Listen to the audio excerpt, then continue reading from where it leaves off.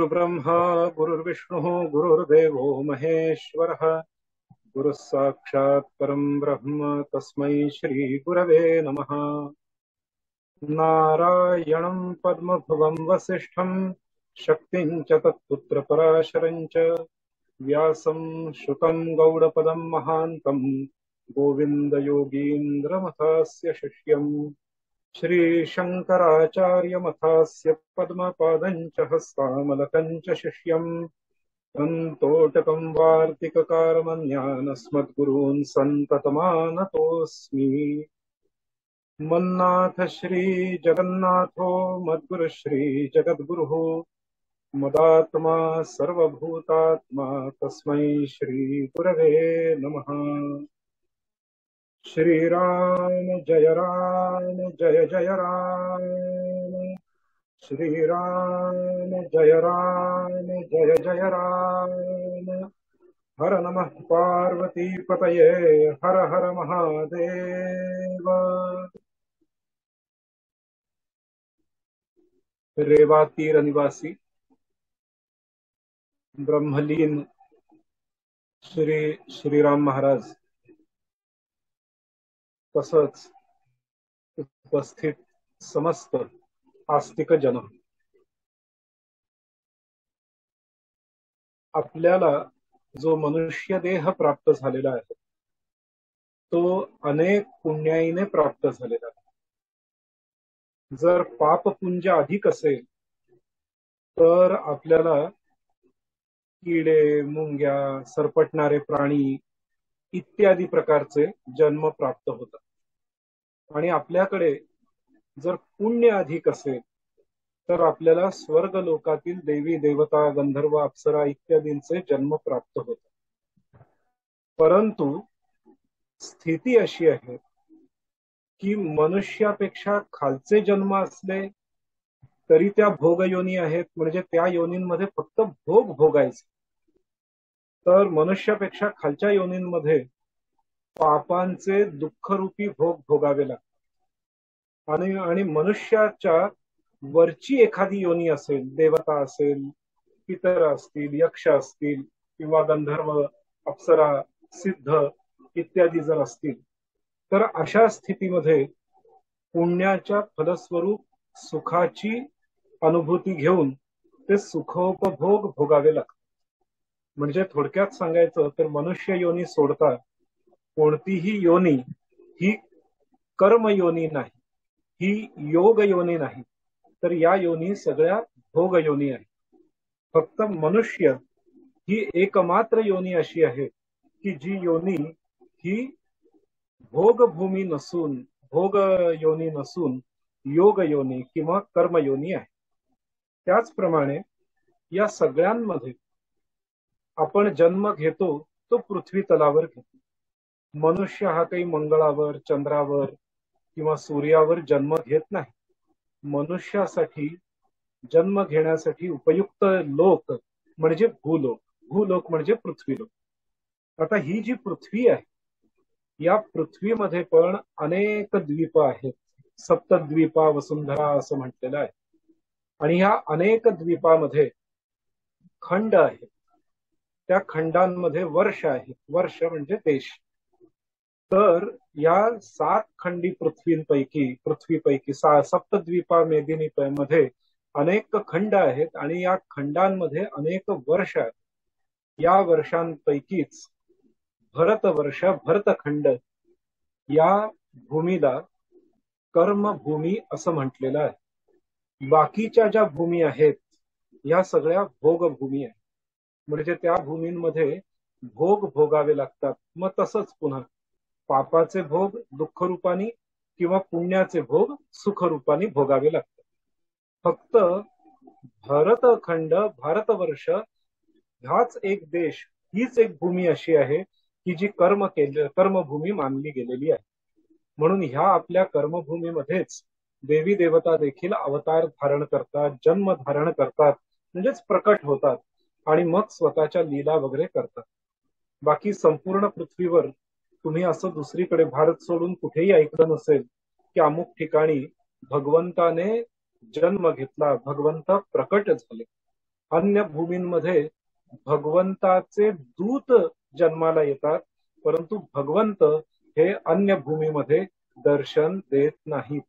ते फक्त भारत भूमीमध्येच प्रकट होतात, तिथेच दर्शन देतात. हे सनातन सत्य आहे. संपूर्ण जगाच्या कोणत्याही वाङ्मयामध्ये, कोणत्याही इतिहासामध्ये तुम्हाला असं उदाहरण एखादं सापडतं का की ग्रीक देशामध्ये अमुक देवानी दर्शन दिलं, किंवा अमेरिका देशामध्ये अमुक देवानी दर्शन दिलं, किंवा आफ्रिकेमध्ये, जपानमध्ये अमुक देवानी दर्शन दिलं, जन्म घेतला, असं जगामध्ये कुठेही आढळत नाही. म्हणून त्या त्या देशातले जे लोक आहेत ते देवाला मानतात, परंतु देव हा निर्गुण आहे, देव हा निराकार आहे, देव हा सगुण निराकार आहे, अशा पद्धतीच्या भावना त्या त्या देशांमध्ये आहेत.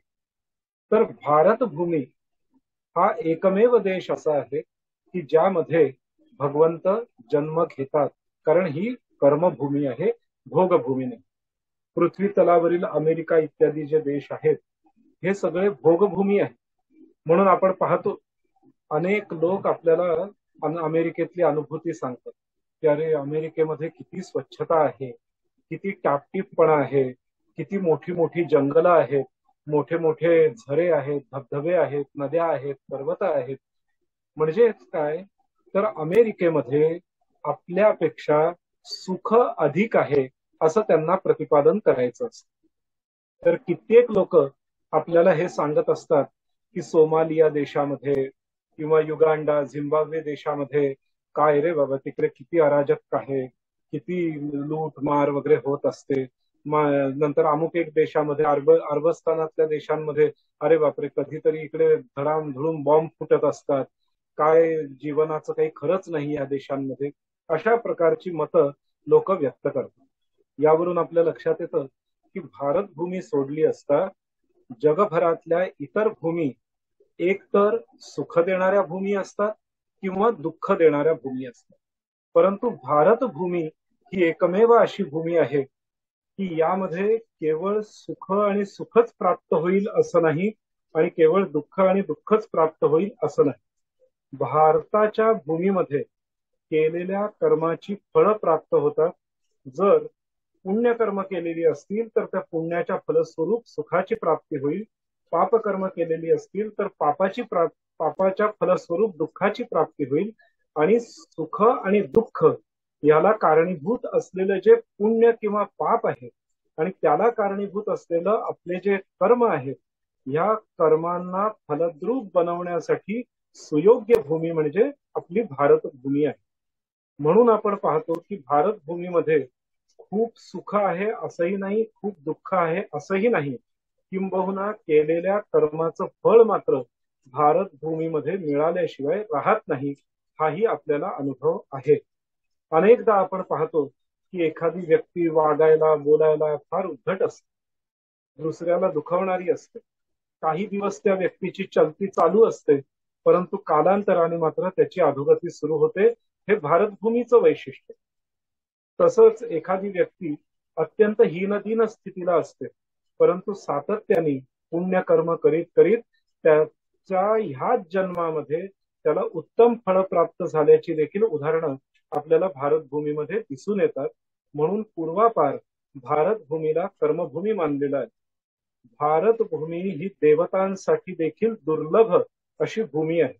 देवता देखील भारत भूमीमध्ये येण्यासाठी लालायित असतात. भारत भूमीमध्ये गंगा, यमुना ह्या 7 ज्या आपल्या महानद्या आहेत, ह्या मोक्षदायिनी अशा महानद्या आहेत. या नद्यांचं अस्तित्व भारत भूमीमध्ये आहे. पाणी तर मिसिसिपी आणि नील नदीत देखील आहे, वोल्गा नदीमध्ये देखील आहे, परंतु पाप नाश करून पुण्य प्रदान करणारं पाणी मात्र गंगा, यमुना, गोदावरी, सरस्वती, आपली कृष्णा, वेणी वगैरे ह्या नद्यांमध्येच ते पाणी आहे. त्यामुळे भौतिकदृष्ट्या पाणी सगळ्या नद्यांमध्ये जरी असलं तरी आध्यात्मिक दृष्ट्या, पारमार्थिक दृष्टीने आपल्या उत्कर्ष करून देणारं पाणी मात्र ह्या महानद्यांमध्येच उपलब्ध असतं. म्हणून भारतभूमीमध्ये येण्यासाठी, भारतभूमीत जन्म घेण्यासाठी देवता देखील लालायित असतात. तर अशा भारतभूमीमध्ये आपण निवास करीत आहोत. त्यामुळे एका अर्थी आपल्यावर जबाबदारी देखील, मानवतेची जबाबदारी देखील अधिक आहे. मानवी जीवनाच्या उद्दिष्टांना साध्य करण्याची जबाबदारी आपल्यावर अधिक आहे. आता मानवी जीवनाचं उद्देश काय आहे? तर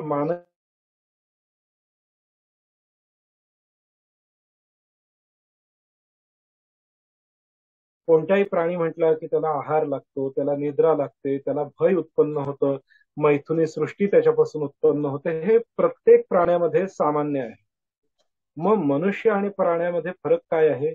धर्मो हि तेषाम अधिको विशेषः धर्मस्य हि नः पशुभिः समानः. धर्म हा मनुष्य आणि प्राणी याच्यामधली विभाजक रेषा आहे. ज्यावेळी मनुष्य नावाचा प्राणी धर्माचं पालन करतो तेव्हाच तो खऱ्या अर्थाने मनुष्य असा म्हटला जाऊ शकतो. तर धर्म पालन हे आपल्या भारत देशाचं वैशिष्ट्य आहे. परंतु हे धर्म पालन करून जीवनाला उत्तम प्रकारे जगून जीवनामध्ये मनुष्य जीवनाने जे साध्य केलं पाहिजे ते साध्य करण्यासाठी म्हणून आपल्याला मार्गदर्शन करणारे गुरु आवश्यक असतात. कारण गुरु, शास्त्र आणि सत्पुरुष हे काय करत असतात?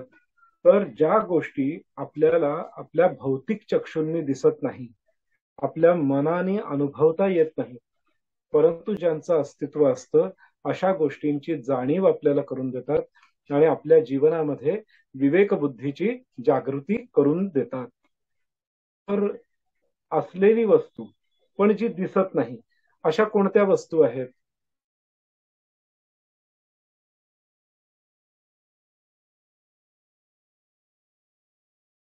पाप आणि पुण्य हे मोजता येत नाही.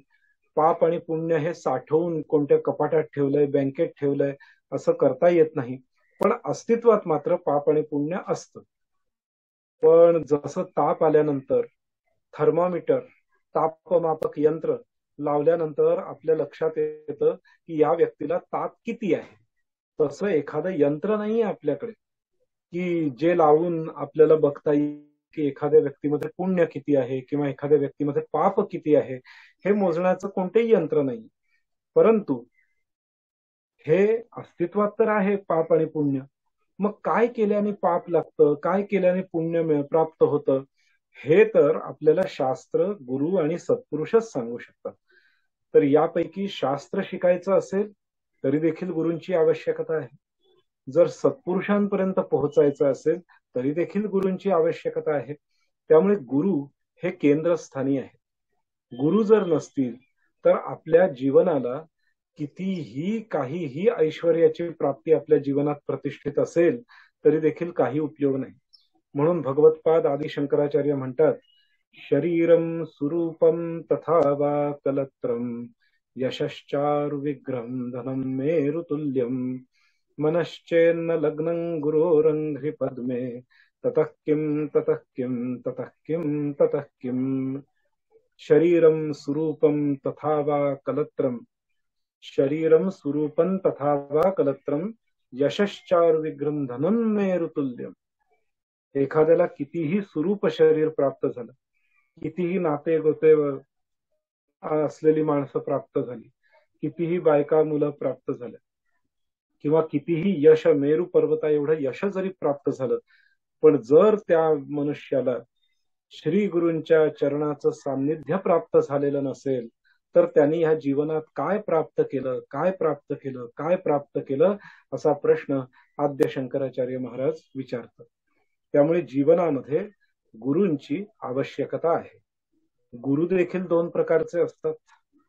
एक गुरु ते असतात जे आपल्याला भौतिक विषयांचं ज्ञान प्रदान करतात, आपली विचार क्षमता वाढवतात. पण एक गुरु ते असतात जे आपल्याला सच्चिदानंद परमात्म्यापर्यंत जाण्याचा मार्ग प्रशस्त करतात. जे गुरु आपल्याला सत परमात्म्यापर्यंत घेऊन जातात त्या गुरूंना सद्गुरु असं म्हटलेलं आहे.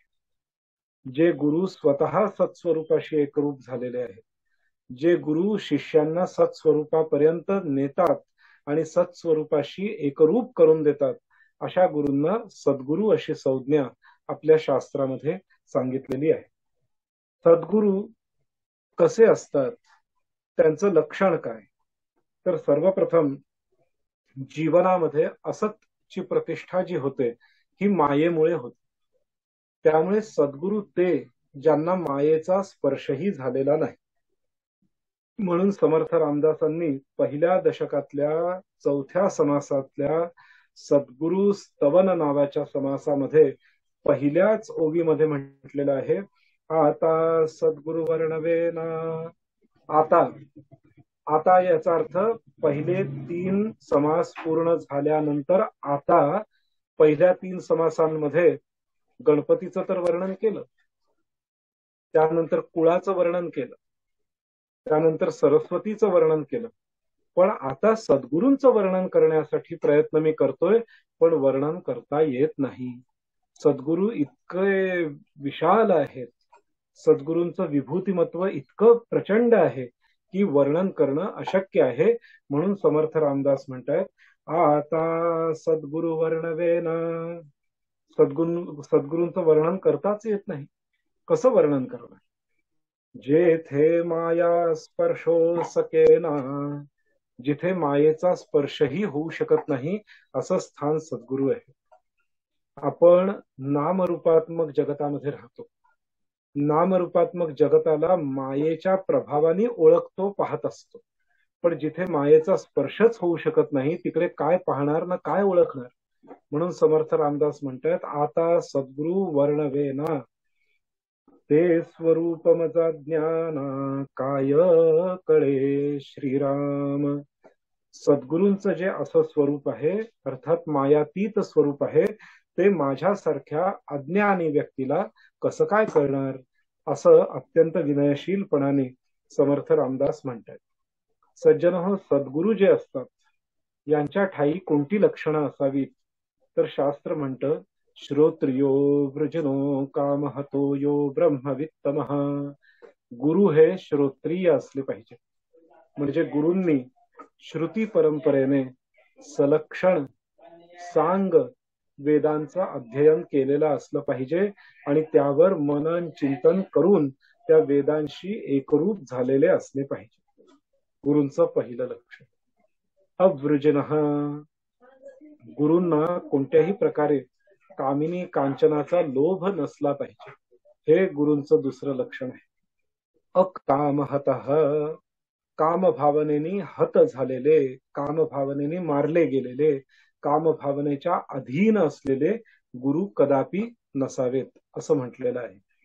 तर गुरु जे आहेत ते काय आहेत, कसं स्वरूप आहे गुरूंचं, तर न कळे न कळे नेती नेती, ऐसे बोल तसे श्रुती, तेथे मज मूर्खाची मती, पवाडेल कोठे. समर्थ रामदास म्हणतायत, न कळे न कळे. गुरूंचं जे सत्स्वरूप आहे हे न कळे, कळणार नाही, कळणार नाही. कारण ते मायातीत आहे. ते कळणं म्हणजेच परमेश्वर कळल्यासारखं. तर गुरूंचं स्वरूप हे कळत नाही. नेती नेती, गुरु कसे आहेत, तर गुरु पर्वता इतके विशाल आहेत का? नाही नाही, पर्वतापेक्षाही विशाल आहे. गुरु हे पाण्यासारखे शीतल आहेत का? नाही नाही, पाण्यापेक्षाही अधिक शीतल आहे. गुरु हे वायूसारखे गतिमान आहेत का? नाही नाही, वायूची गती त्यांच्या समोर काही नाही. गुरु हे आकाशा इतके विशाल आहेत का? नाही नाही, आकाशही ज्यांच्या हृदयात सामावून जाऊ शकतं असे आमचे गुरु आहे. त्यामुळे गुरूंची उपमा कोणत्याही भौतिक वस्तूंनी देता येत नाही. त्यामुळे भौतिक वस्तू सारखे गुरु आहेत का म्हटलं तर उत्तर येतं नेती, नाही नाही नाही. त्यामुळे गुरूंचं वर्णनच नेती नेती असं आहे. जी जी भौतिक वस्तू पाहतोय आपण त्याही पेक्षा विशाल, त्याही पेक्षा विराट, त्याही पेक्षा विभूतमत्वाने युक्त असं गुरूंचं स्वरूप आहे असं समर्थ म्हणतायत. मज न कळे हा विचारू, दुर्हुनी माझा नमस्कारू, गुरुदेवा पैल पारू पाववी मज. मज न कळे हा विचारू, गुरु नक्की कसे आहेत हा विचार करण्याचा प्रयत्न जरी केला तरी देखील खऱ्या अर्थाने गुरु कसे आहेत हे काही कळायला मार्ग नाही. दुर्हुनी माझा नमस्कारू, दुरूनच मी गुरूंना नमस्कार करतो. सज्जन हो, शास्त्रामध्ये म्हटलेलं आहे की अग्नी आणि गुरु यांच्या मध्ये काही दुरावा ठेवूनच व्यवहार करावा. कारण अग्नीच्या अधिक जवळ गेलो तर अग्नी आपल्याला पोळून काढतो. तसंच गुरूंच्या बाबतीत देखील तसंच आहे. गुरूंच्या फार निकटही जाऊ नये, फार दूरही जाऊ नये. एक सुरक्षित अंतरापर्यंत, आपल्या मर्यादेपर्यंतच गुरुजींच्या समीप जावं, असं आपल्या शास्त्रामध्ये स्पष्ट संकेत आहे. म्हणून इकडे म्हणतात, दुर्हुनी माझा नमस्कारू, गुरुदेवा परिलपारू पाववी मज. गुरूंना नमस्कार करतायत आणि गुरूंना प्रार्थना करतायत की हे सद्गुरुराया, मला ह्या भवाटवीमधून, भवसागरामधून पलीकडच्या तीरावर म्हणजेच मोक्षाच्या ठिकाणी आपण मला न्यावं. होती स्तवनाची दुराशा, तुटला मायेचा भरवसा, आता साल तैसे असा सद्गुरु स्वामी. गुरुदेव आपलं वर्णन करण्याचा खूप प्रयत्न केला, पण भरपूर साहित्याचा वापर करून, बुद्धीचा वापर करून देखील आपलं वर्णन करणं मला काही शक्य नाही. तेव्हा आपण जे आहात तसेच माझ्यासाठी वंदनीय आहात. मायेच्या बळे करीन स्तवन, मायेचा वापर करून मी आपलं स्तवन करण्याचा प्रयत्न तर करीन. ऐसे वांछित होते मन, मनात ही इच्छा होती की आपण उत्तम उत्तम शब्दांचा वापर करून, साहित्याचा वापर करून आपलं स्तवन करावं. परंतु आता माया झाली लज्जायमान, परंतु माया जी दुसऱ्यांवरही भुरळ पाडू शकते, ती मात्र आता लाजली, ती मात्र आपल्या गुणांसमोर ठोकळी पडली. काय करू? त्यामुळे तुमचं वर्णन मी कसं काय करू आता? नातुडे मुख्य परमात्मा, म्हणून करावी लागे प्रतिमा, तैसे माया योगे महिमा, वर्णीन सद्गुरूचा. परमात्मा विशाल आहे, अनेक विभूतींनी युक्त आहे. मग असा परमात्मा जो आहे त्याचं पूजन करायचं असेल तर त्याच्या या भव्य विभूतिमत्वासहित कसं काय पूजन करावं? म्हणून शास्त्रांनी सांगितलं की परमात्म्याची मूर्ती घडवा आणि त्या मूर्तीमध्ये परमात्म्याची प्रतिष्ठा करून, अर्थात त्या मूर्तीमध्ये असलेला परमात्मा जाणून त्या मूर्तीचं पूजन करा, जेणेकरून ते पूजन परमात्म्यापर्यंत पोहोचेल. तसंच हे सद्गुरुवर्य, आपलं वर्णन करणं मला शक्य नाही, परंतु तरी देखील मी वर्णन करण्याचा प्रयत्न जो करत आहे तो, जसा खऱ्या परमेश्वराच्या तुलनेमध्ये मूर्ती अत्यंत छोटी असते, तसंच खऱ्या सद्गुरूंच्या तुलनेमध्ये त्यांची मनुष्याने गायलेली कीर्ती ही अत्यंत छोटी जरी असली तरी देखील ती आपल्यापर्यंत माझी सेवा रुजू होईल, या भावनेने भगवन हे सद्गुरू, मी आपलं स्तवन करीत आहे, असं म्हणून समर्थ रामदास सद्गुरूंचं स्तवन करू लागलेले आहे. काय म्हणतायत? जय जयाजी सद्गुरु राजा, विश्वंभरा विश्वबीजा, परमपुरुषा मोक्षध्वजा, दीन बंधू. सद्गुरूंचा जय जयकार करतायत. जय जयकार करताना म्हणतायत, जय जयाजी सद्गुरु राजा, विश्वंभरा, संपूर्ण विश्वामध्ये भरलेले आहेत असे ते. जसं समुद्र हा कशाने भरलेला आहे? जलाने भरलेला आहे. तसं विश्व हा कशाने भरलेला आहे? परमेश्वराने, सद्गुरूंनी भरलेला आहे. विश्व बीजा, संपूर्ण विश्वाचं मूळ, बीज म्हणजे मूळ, म्हणजे प्रारंभ, कारण.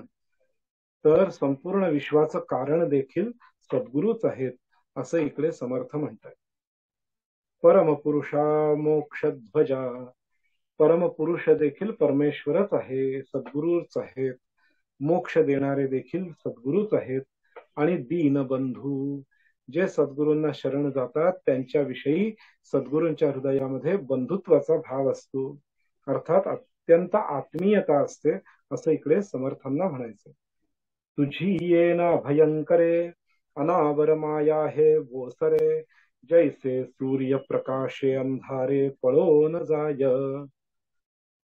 पूर्ण 11-12 तासाची रात्र संपली की ती रात्र कशाने जाते?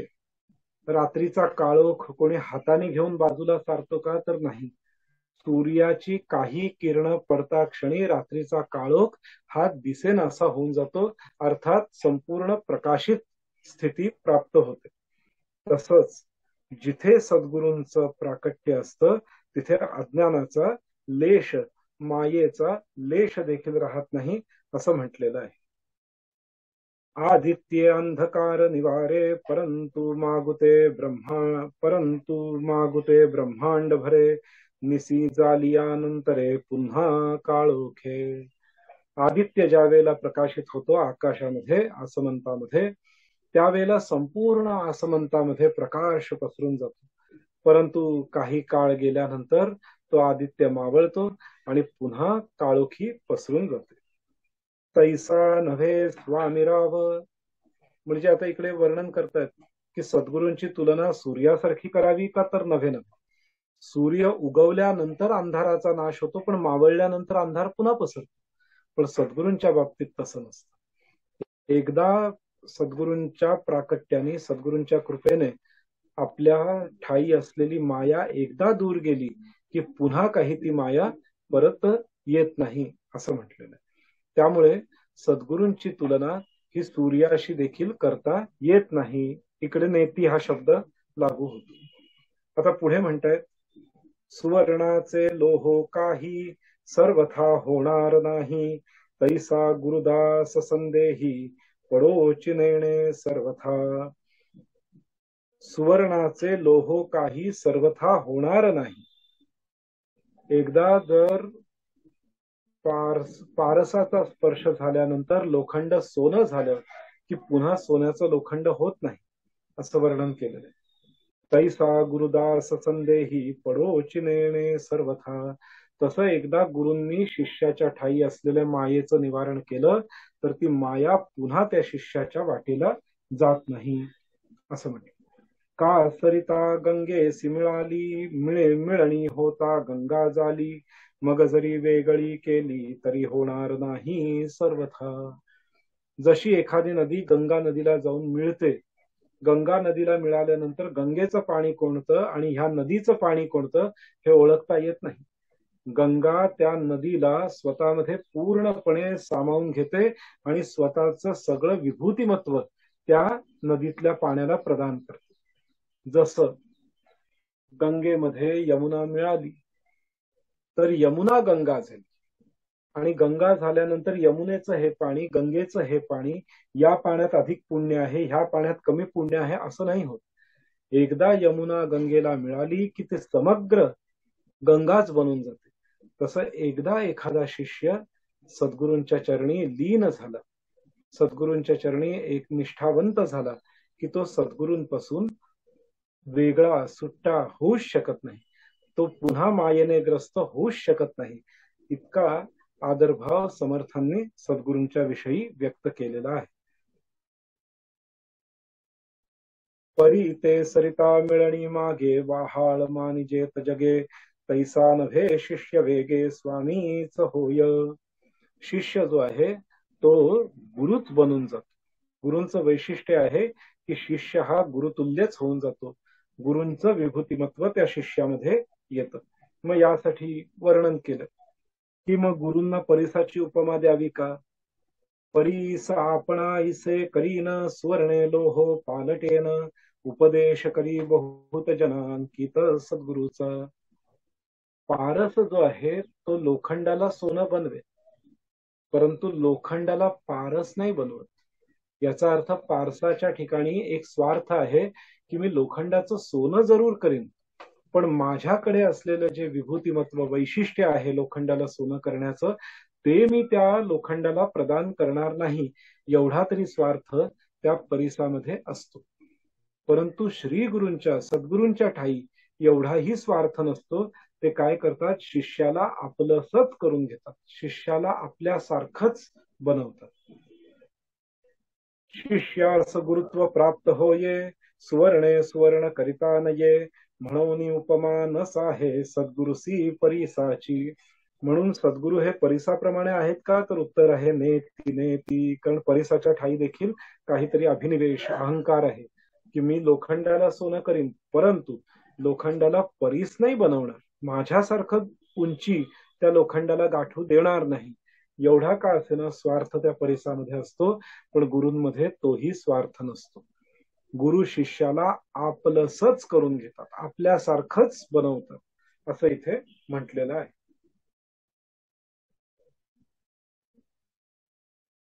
उपमे द्यावा सागर, गुरूंना सागराची समुद्राची उपमा द्यावी का, तर तरी तो अत्यंतची क्षार. पण नाही, सागर तर खारट आहे, क्षारयुक्त आहे.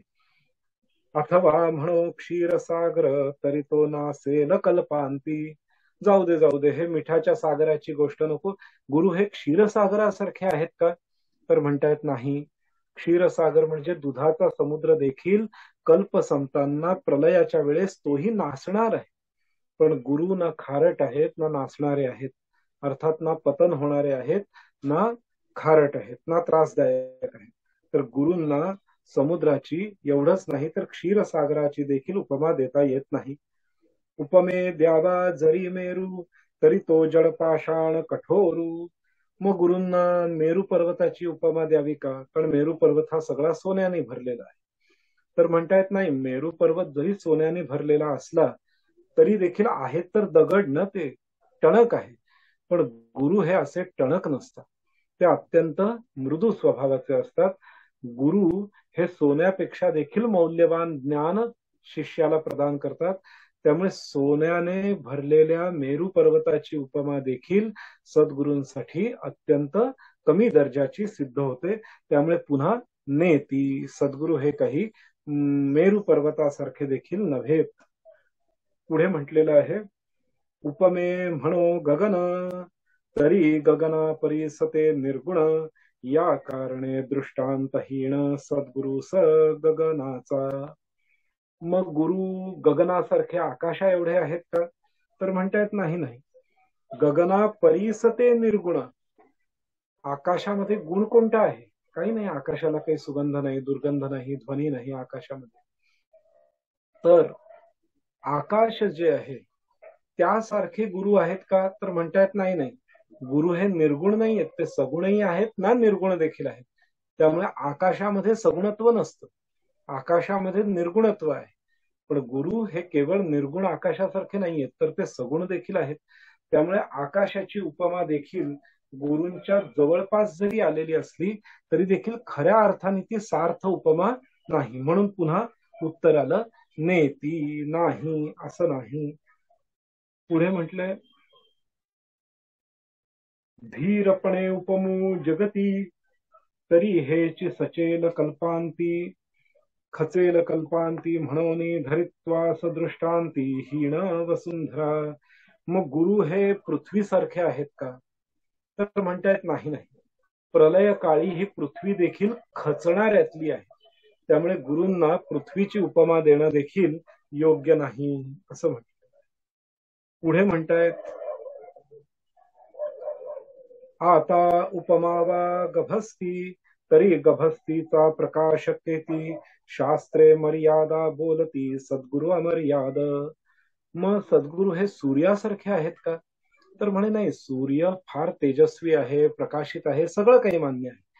परंतु सद्गुरु हे सूर्यासारखे देखील नाहीत. गुण आहे काय, तरी गभस्तीचा प्रकाश.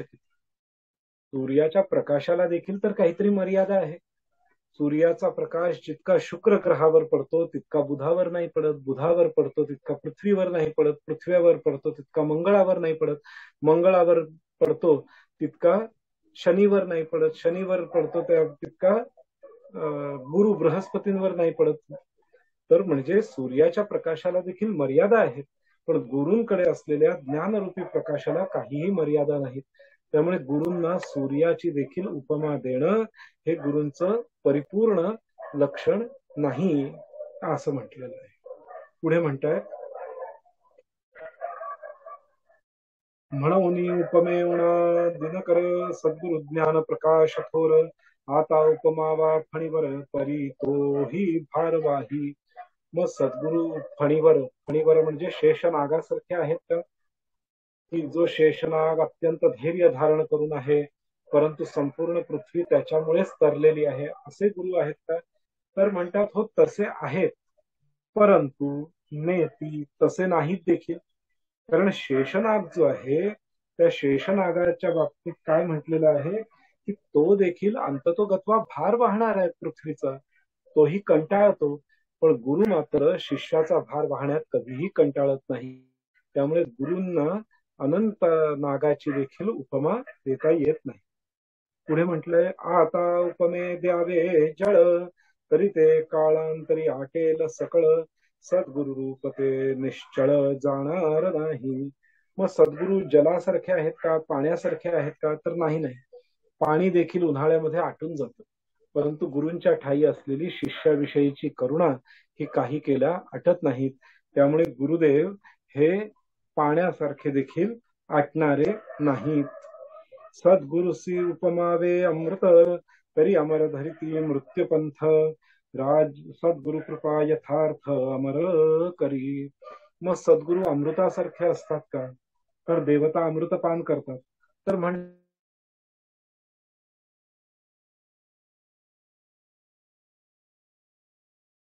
देखील बलीसारखा राजा आल्यानंतर त्या देवांना पिटाळून लावलं जातं, काहींना मारलं जातं.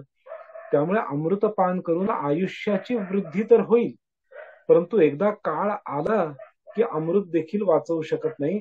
पण गुरूंच्या बाबतीत तसं नाही. गुरु हे आलेल्या काळापासून देखील शिष्याला भक्ताला तारतात. त्यामुळे गुरूंना कशाची उपमा देता येत नाही, तर अमृताची देखील उपमा देता येत नाही. मग गुरूंना कसली उपमा द्यावी? सद्गुरु म्हणावे कल्पतरू, कल्पवृक्षासारखे गुरु आहेत का? तर म्हणतायत नाही. कल्पवृक्षासारखे देखील गुरु नाहीत. का नाही? तर तरी हा कल्पनेतीत विचारू, कल्पवृक्षाचा अंगीकारू कोण करी. कल्पवृक्षाला निस्वार्थ भावनेने कोणीही जवळ करत नाही, परंतु गुरूंच्या बाबतीत मात्र मनुष्याच्या ठाई निस्वार्थ भावना असते. म्हणून गुरु हे कल्पतरूपेक्षा, कल्पवृक्षापेक्षा देखील महान आहेत. चिंता मात्र नाही मनी, कोण पुसे चिंतामणी, कामधेनूची दुभणी निकामासी न लगती. सद्गुरु म्हणो लक्ष्मीवंत, तरी ते लक्ष्मी नाशिवंत, ज्याचे द्वारी असे तिष्ठत मोक्ष लक्ष्मी. मग सद्गुरु लक्ष्मी सारखे आहेत का? तर म्हणे नाही. लक्ष्मी देखील कालांतराने काय होते, नाश पावते. तर लक्ष्मी देखील कोणाकडे जाते, कोणाच्या घरातून निघून जाते, काही घडतं. म्हणून आपण पाहतो की गरीब माणूस श्रीमंत झाला, श्रीमंत गरिबीला पोचला. त्यामुळे लक्ष्मीची उपमा द्यायची म्हटली तरी लक्ष्मीची उपासना देखील परिपूर्ण नाही, कारण लक्ष्मीमध्ये देखील नाश होण्याची प्रवृत्ती, नाश होण्याची भीती लक्ष्मीला देखील असते. म्हणून गुरु जे आहेत त्यांच्याकडे असलेली लक्ष्मी अशी आहे की जिचा काही केल्या नाश होणार नाही, अर्थात त्यांच्या ठाई मोक्ष लक्ष्मीची उपस्थिती आहे, असं इकडे म्हटलेलं आहे. पुढे म्हणतात, स्वर्ग लोक इंद्र सकळिक, स्वर्ग लोक इंद्र संपत्ती, हे काळांतरी विटंबती, सद्गुरु कृपेची प्राप्ती काळांतरी चळेना. मग सद्गुरु इंद्रासारखे आहेत का? इंद्राच्या संपत्तीसारखे आहेत का? तर म्हणतायत नाही. इंद्राची संपत्ती देखील बलिराजाने आक्रमण केल्यानंतर लुटली गेली सगळी संपत्ती.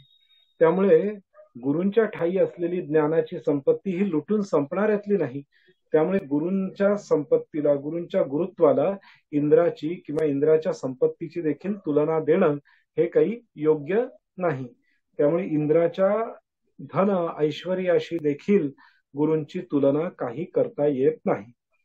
पुढे म्हटलेलं आहे, हरी हर ब्रह्मादिक, नाश पावती सकळिक, सर्वदा विनाश एक सद्गुरु पद. मग सद्गुरूंची तुलना हरी म्हणजे नारायण, हर म्हणजे शिव, हरी हर ब्रह्मा यांच्याशी तुलना करता यावी का, करावी का? तर म्हणतात नाही. सद्गुरु हे नाशिवंत नाहीयेत. हरी हर शिव हे देखील कल्पांती त्यांचाही नाश होणार आहे, पण सद्गुरूंचा मात्र काही नाश होत नाही. म्हणून सद्गुरूंची हरिहर ब्रह्मादिकांची देखील उपाधी देऊन अर्थ नाही. तयासी उपमा काय द्यावी, नाशिवंत सृष्टी आघवी. मग सद्गुरूंना उपमा कशाची द्यावी? कारण सृष्टीमध्ये ज्या ज्या वस्तू आहेत त्या त्या वस्तू नाशिवंत आहेत आणि सद्गुरू हे काही नाशिवंत तत्व नाहीच आहे. त्यामुळे मग सद्गुरूंना उपमा कशाची द्यावी? तर म्हणतायत समर्थ रामदास, तयासी उपमा काय द्यावी, नाशिवंत सृष्टी आघवी. आघवी म्हणजे संपूर्ण सृष्टी नाशिवंत आहे. पंचभौतिक उठा ठेवी न चले तेथे. संपूर्ण सृष्टी ही पांचभौतिक पदार्थांपासून, पृथ्वी जल तेज वायू आकाशापासून बनलेली आहे. त्यामुळे सद्गुरूंसमोर ह्या पांचभौतिक सृष्टीची देखील तुलना सद्गुरूंशी करता येत नाही. तयासी उपमा काय द्यावी, नाशिवंत सृष्टी आघवी. पंचभूतिक उठा ठेवी न चले तेथे. म्हणून सद्गुरूंचं वर्णन करता येत नाही. हे गे हेची माझी वर्णना, अंतरस्थितीचा खुणा, अंतरस्थितीची खुणा अंतर्निष्ठ जाणती. म्हणून सद्गुरूंचं काही वर्णन करता येत नाही. परंतु आत्मारामाने जर सद्गुरूंचं दर्शन घेण्याचा प्रयत्न केला तर सद्गुरूंच्या विभूतिमत्वाचा अनुभव आल्याशिवाय राहत नाही. दासबोधामध्ये गुरु शिष्य संवादाच्या रूपामध्ये सद्गुरु स्तवनाचं असं निरूपण समर्थ रामदासांनी केलेलं आहे. समर्थ रामदासांनी जे सद्गुरूंचं निरूपण केलेलं आहे यावरून आपल्या लक्षात येतं की सद्गुरू हे साक्षात परब्रह्मच आहे. त्यांच्या ठाई एकदा जो शिष्य जातो, त्यांचा उपदेश ग्रहण करतो, त्या उपदेशानुसार स्वतःचं जीवन यापन करत असतो, त्याचं कधीही पतन होत नाही. हे देखील इथे समर्थ रामदासांनी आश्वस्त केलेलं आहे. हर नमः पार्वती पतये, हर हर महादेव. श्रीराम.